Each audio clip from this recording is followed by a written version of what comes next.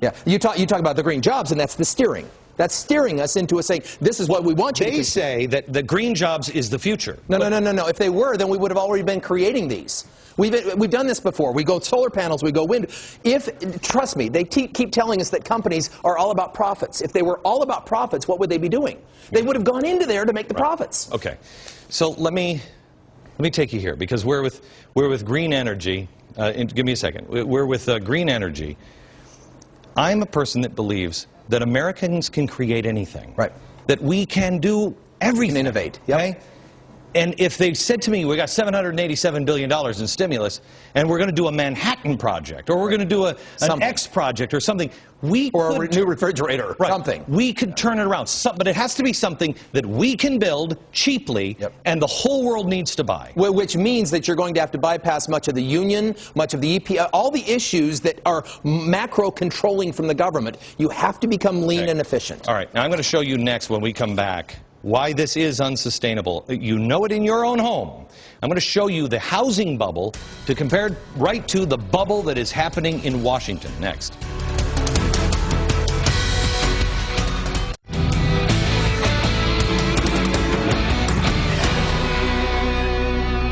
All right.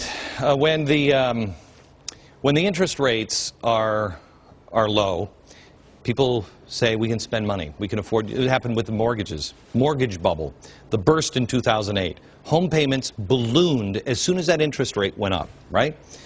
More than often, homeowners are being left drowning in debt.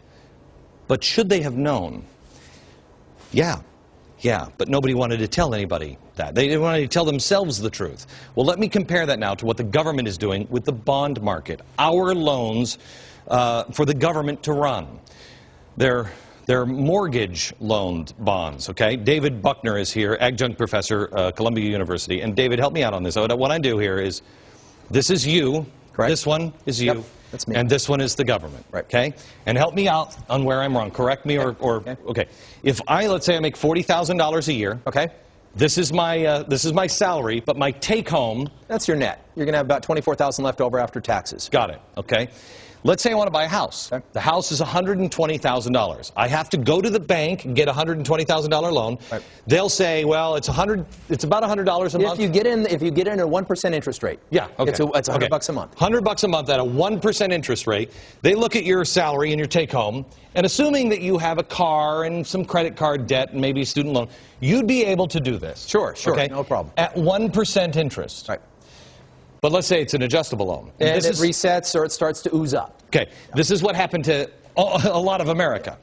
Then, if it went up to 5% in year 3, all of a sudden, you're not paying $100, you're paying $500. Yeah, you see, the shock of going from $100 per month to $500 per month is significant for somebody who said, look, I'm in, I can afford $100, and they get more comfortable with that rate and they start buying other things, they start consuming more, and then all of a sudden the reset came and they get a bill for $500. We saw that shock with everybody who started to go into default, which caused the 2008-2009 collapse. And everybody some people thought, well, you know what, something will happen. Right. Something will happen. Or interest rates won't go up. Yeah. Right. Or I'll get a better job, or I'll get a raise, or something will happen. I'll be able to afford this. So you end up in bankruptcy. Yeah.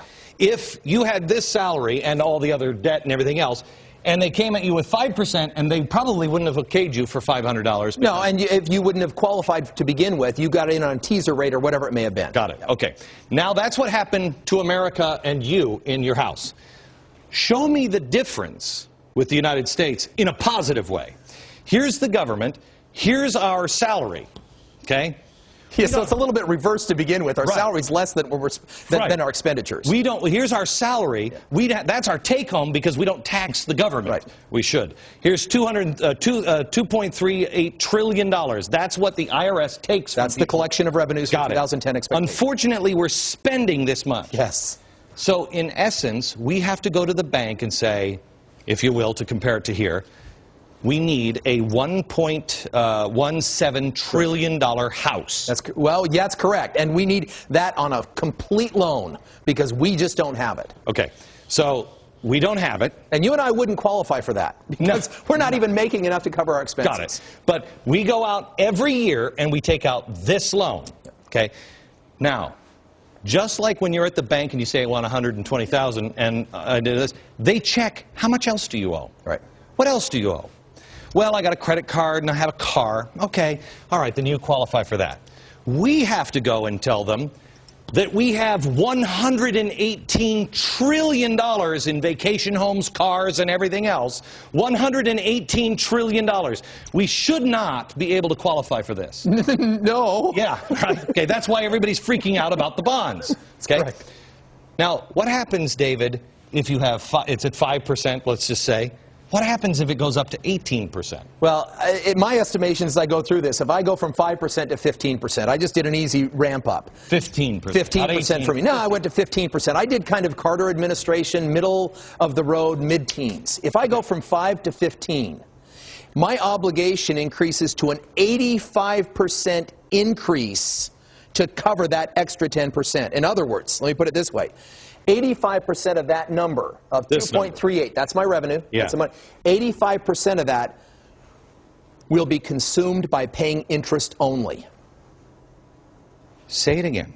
85% of our total revenue for 2010 in the United States of America, if the interest rates went up, would be consumed in interest alone. Just to pay for this. Just to pay the interest. Which means, then, we have 85%. They've got to increase tax revenues by 85%. You and I have to increase our tax payments by 85% just to stay at a Likelihood that loss. this happens.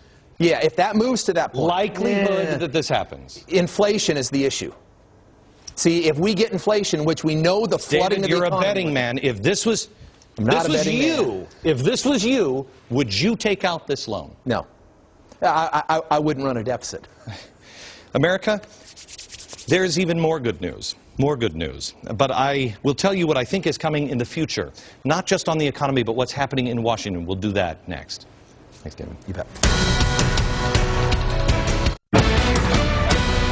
After 35 years of representing the people of Connecticut in the United States Congress, I will not be a candidate for re-election this November.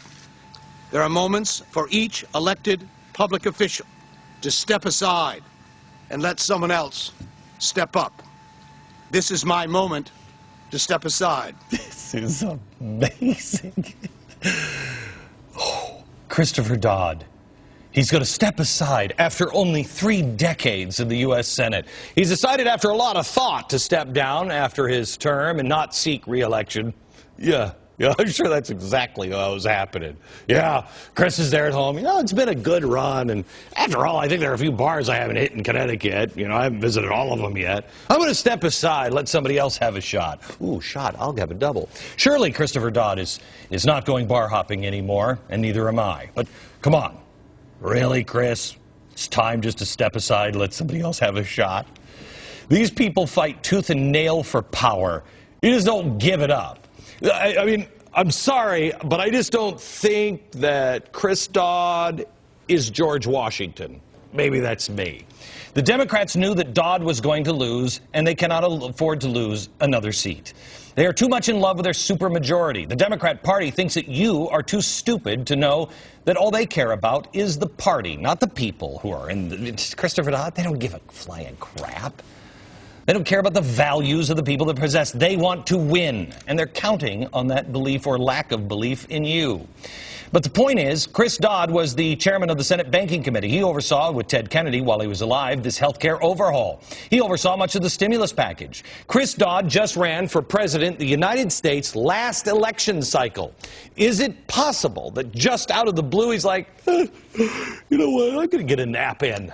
I've had enough. Now, somebody could be cynical and say, did you get another sweet deal with, you know, home mortgage in Connecticut or another home in Ireland? Maybe. Maybe he just wants to enjoy the sweetheart deals he got on those 2 places. But I don't think so. I think it's slightly more likely that the party leadership saw the writing on the wall, or more specifically, the poll numbers from Connecticut on TV. Harry Reid's going to be next. Dodd was trailing badly. His potential Republican opponent was leading. And the Democrats saw their supermajority in the Senate flash before their eyes. They have to have that seat in Connecticut held by a Republican. So did they offer him anything to go quietly into the night? What kind of golden parachute did the progressives dangle in front of him to convince him it was time to leave? Or, not because it's time for somebody else to have the job, did he just say, boy, I kind of want to go out before they come to my house with torches, maybe leave with a little dignity like Johnny Carson? Is there a cubicle next to Van Jones at John Podesta's George Soros-funded Center for American Progress that we'll see Chris Dodd show up at? Is he done? Will he ride off in the sunset? Or is there a financial institution that suddenly decides Chris Dodd would be perfect to lead them into the next decade? Why not? It's not that much of a stretch. I mean, Rahm Emanuel found a pretty good deal for his good buddy who now is the CEO of GM. Who knows? That's for others to debate.